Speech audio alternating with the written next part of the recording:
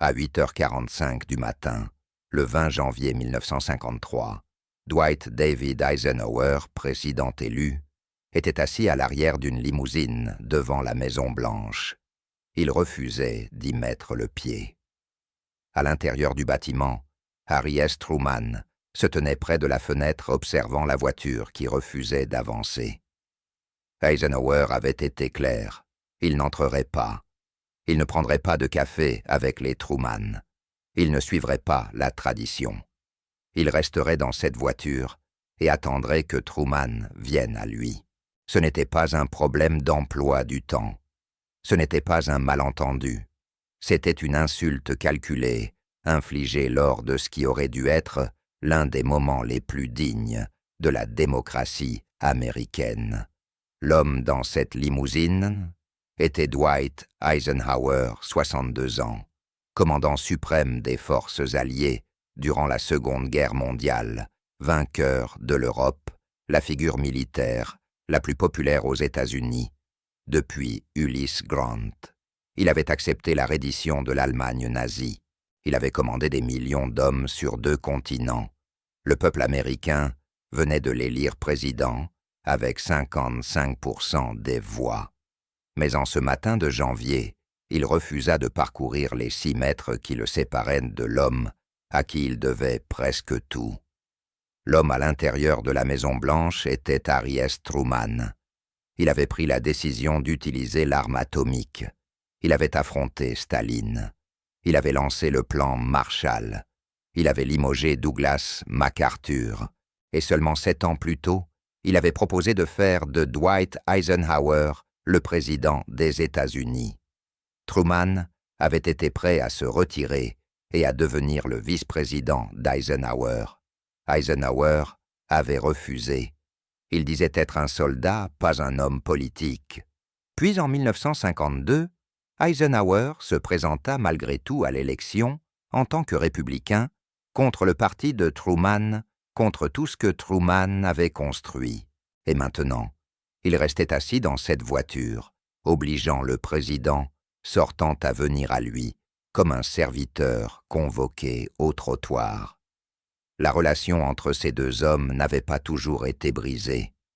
Autrefois, Truman avait qualifié Eisenhower du plus grand esprit militaire de son époque. En juillet 1945, le président Truman rencontra le général Eisenhower près de Potsdam. Ils traversèrent ensemble les ruines de Berlin. Truman regarda le général à ses côtés et prononça quelque chose d'extraordinaire. « Général, il n'y a rien que vous puissiez désirer que je ne tente de vous obtenir. » Cela incluait la présidence. Il le pensait vraiment. Il n'était vice-président que depuis 82 jours lorsque Roosevelt mourut. Il hérita d'une guerre sur 2 fronts et d'armes atomiques secrètes dont il ignorait l'existence. Il se sentait mal préparé. Il admirait Eisenhower. Eisenhower le remercia, mais refusa. Il n'avait aucune ambition politique.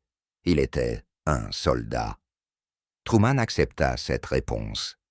En 1947, Truman renouvela son offre dans son journal privé. Il proposa qu'Eisenhower se présente comme démocrate. Truman se retirerait et deviendrait son vice-président. Il écrivit qu'il serait heureux d'être libéré de cette grande prison blanche qu'était la Maison-Blanche. Eisenhower refusa encore. Pendant 5 ans, il affirma n'avoir aucun intérêt pour la politique. Puis en 1952, Eisenhower annonça qu'il chercherait l'investiture républicaine. Cette annonce choqua Truman plus que quiconque. Eisenhower avait refusé à plusieurs reprises de se présenter comme démocrate. À présent, il voulait la présidence, mais pas venant de Truman. Mais ce n'est pas cela qui brisa leur relation. Ce que Truman ne pouvait pas accepter, c'était ce qui s'était passé durant la campagne. La question portait sur George Catlett Marshall. Au début de la Seconde Guerre mondiale, Marshall était chef d'état-major de l'armée.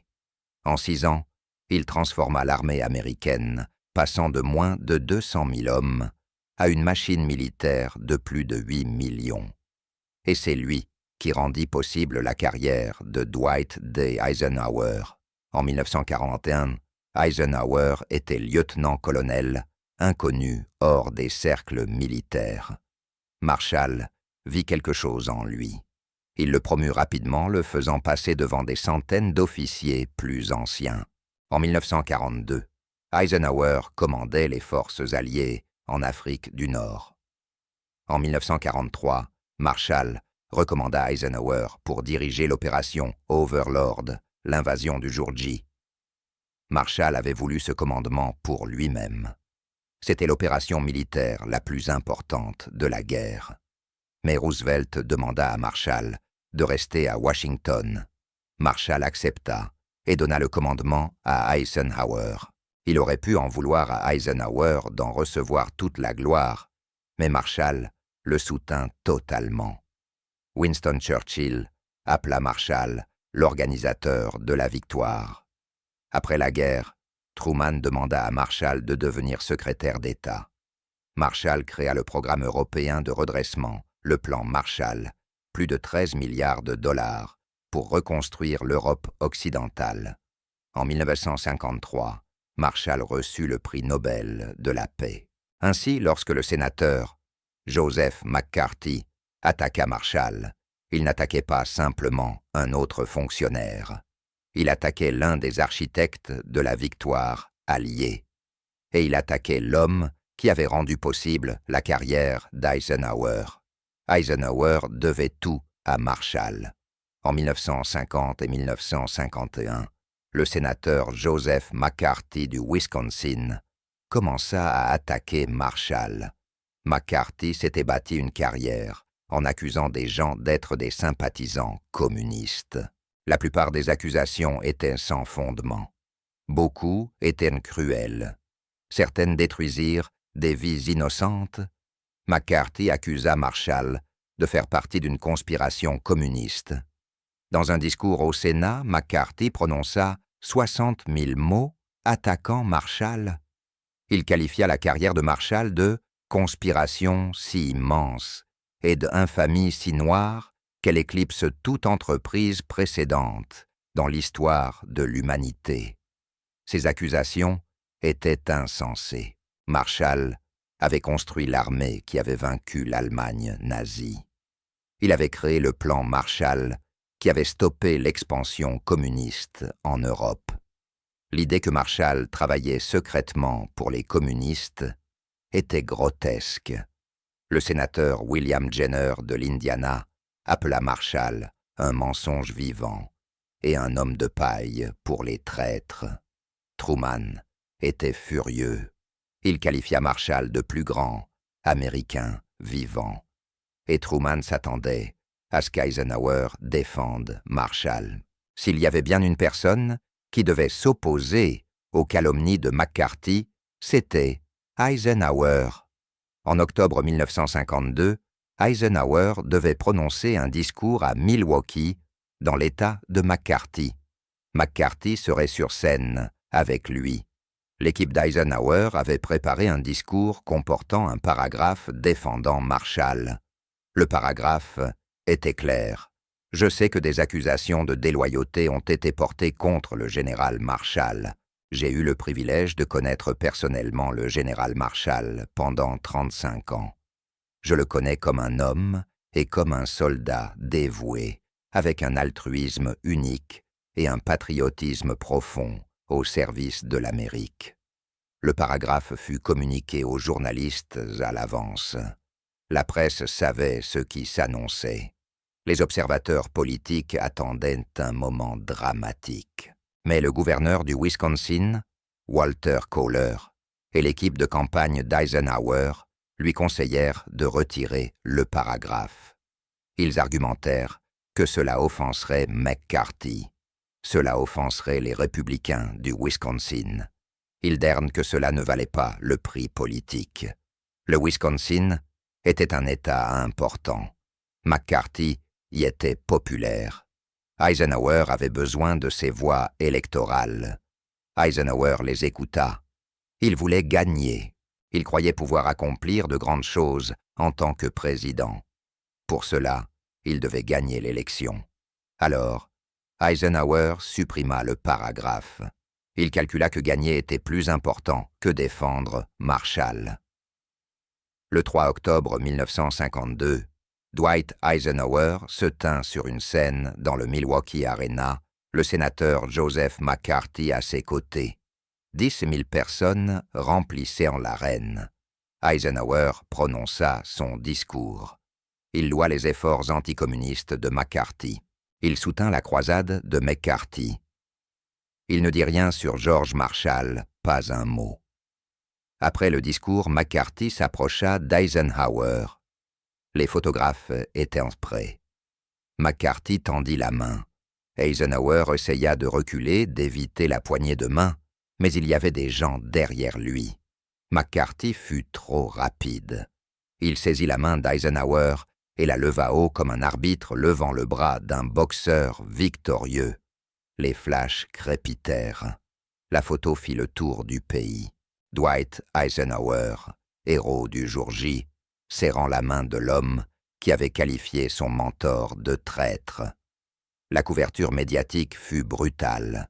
Les journalistes savaient qu'Eisenhower avait prévu de défendre Marshall, puis avait choisi de ne pas le faire. Ce n'était pas un oubli, c'était un choix délibéré. Eisenhower avait pesé la défense de son mentor contre la victoire dans le Wisconsin. Le Wisconsin l'emporta. Le New York Times publia un article en première page. Même certains républicains étaient écœurés. Un rédacteur républicain écrivit qu'Eisenhower avait vendu son âme pour un plat de lentilles. La réaction de Truman fut immédiate. Il déclara aux journalistes qu'il n'aurait jamais pensé que l'homme qui est maintenant le candidat républicain tomberait si bas. Il dit « Le problème avec Eisenhower, c'est qu'il n'est qu'un lâche, et il devrait avoir honte de ce qu'il a fait. » Truman fit de la défense de Marshall un thème central de sa campagne. Il rappela aux foules que Marshall avait rendu possible la carrière d'Eisenhower. Il demanda comment on pouvait faire confiance à Eisenhower pour tenir tête aux Soviétiques s'il ne pouvait pas tenir tête à Joe McCarthy. 2 semaines avant Milwaukee, Eisenhower avait fait campagne avec le sénateur Jenner à Indianapolis. Jenner était l'homme qui avait qualifié Marshall de vitrine pour les traîtres. Eisenhower apparut sur scène avec Jenner. Il le laissa l'embrasser. Il sourit devant les caméras.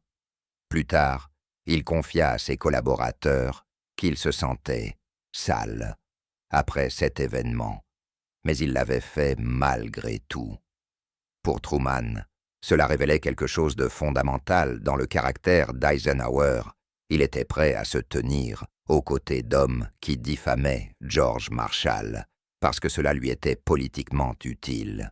Si Eisenhower était capable de faire cela à l'homme qui avait construit sa carrière, que ferait-il une fois président? La campagne s'aggrava encore. Eisenhower promit d'aller en Corée s'il était élu, laissant entendre qu'il pourrait mettre fin à la guerre que Truman n'avait pas su terminer. Truman qualifia cela de démagogie. Les porte-paroles républicains attaquèrent l'administration Truman en l'accusant d'être faible face au communisme et corrompu. Truman répliqua en qualifiant Eisenhower de pantin de Wall Street. À l'approche du jour de l'élection, l'animosité était impossible à dissimuler. Eisenhower remporta une victoire écrasante, 55% des voix, 442 grands électeurs. Après l'élection, ils se rencontrèrent une seule fois pour un briefing de transition. Tous deux abordèrent la réunion avec appréhension. L'atmosphère était glaciale. Le biographe Stephen Ambrose la qualifia d'embarrassante et stérile. Eisenhower écouta avec une impatience visible. Il n'avait pas besoin qu'Harry Truman lui dise comment diriger une organisation. Il écrivit plus tard que la réunion n'ajouta rien à ses connaissances. Après le départ d'Eisenhower, Truman confia à son personnel qu'Eisenhower allait avoir du mal. « Il s'assiera juste ici », dit-il en montrant son bureau. « Il dira « faites ceci, faites cela », et rien ne se produira. Pauvre Ike. Ce ne sera rien du tout comme l'armée. Le jour de l'inauguration, la tension était visible de tous. Clark Clifford déclara que la haine entre les deux hommes ressemblait à une mousson. Eisenhower confia à ses associés qu'il ne savait pas s'il supporterait de s'asseoir à côté de ce type pendant le trajet jusqu'au Capitole. Alors, Eisenhower prit sa décision. Il n'entrerait pas dans la Maison-Blanche. Il resterait dans la limousine et obligerait Truman à venir à lui. Mamie Eisenhower était assise à côté de son mari. Elle savait ce qu'il faisait. Elle ne dit rien. À l'intérieur, Truman vit la voiture immobile. Il savait qu'Eisenhower ne viendrait pas. Pendant un instant, il sembla que Truman pourrait refuser de sortir. Mais Truman était toujours le président. Il avait une responsabilité envers le pays. Il ravala sa colère et sortit. Truman émergea du portique nord. Il marcha jusqu'à la voiture. Eisenhower ne sortit pas. Truman ouvrit la porte et monta à l'arrière. Les deux hommes s'assirent côte à côte. Ils ne se regardèrent pas. Ils ne parlèrent pas. La voiture démarra en direction du Capitole. Le silence était lourd.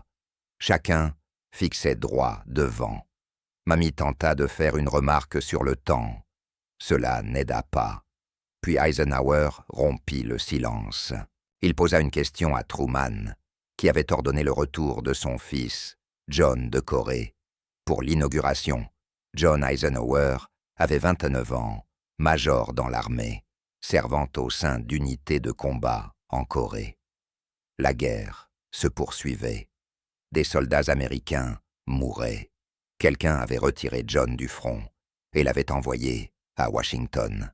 Eisenhower voulait savoir qui. Truman le regarda et dit 2 mots, « moi-même ». Il expliqua, « Le président trouvait qu'il était juste et approprié que votre fils soit témoin de la prestation de serment de son père. » Truman avait utilisé son autorité de commandant en chef pour que John puisse voir son père prêter serment. Il n'avait pas demandé de crédit. Il ne l'avait pas annoncé publiquement. Il l'avait simplement fait parce que malgré sa colère, malgré tout, Truman croyait que certaines choses comptaient plus que la politique. La famille comptait. Faire ce qui est décent comptait. Eisenhower ne répondit rien. Aucun merci, aucune reconnaissance. Il détourna simplement le regard vers la fenêtre.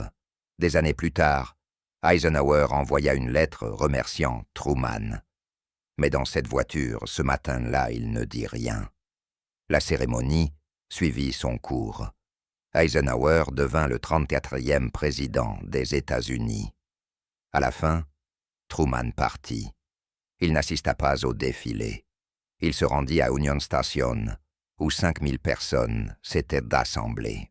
Elles l'acclamèrent. Elles crièrent son nom. Truman monta dans un train pour Independence, dans le Missouri. Il ne reviendrait pas à la Maison-Blanche avant 10 ans. Eisenhower ne l'invita jamais de nouveau, ni pour des dîners d'État, ni pour des cérémonies. Les deux hommes vécurent dans une hostilité glacée. Ils ne se parlèrent pas. Ils ne s'écrivirent pas. Truman déclara plus tard qu'il pouvait à peine mentionner le nom d'Eisenhower sans utiliser d'obscénité. En octobre 1959, George Marshall mourut. Ses funérailles eurent lieu à la chapelle de Fort Myer. Eisenhower y assista, Truman aussi. Ils s'assirent sur le même banc pour la première fois depuis le jour de l'inauguration. Aucun ne parla à l'autre. Ils restèrent là en silence, pleurant l'homme qui avait tant compté pour eux deux. Puis en novembre 1963, le président Kennedy fut assassiné à Dallas. Truman et Eisenhower se rendirent tous deux à Washington pour les funérailles. Le 25 novembre, ils prirent la même voiture jusqu'au cimetière d'Arlington. Pendant le trajet, ils parlèrent.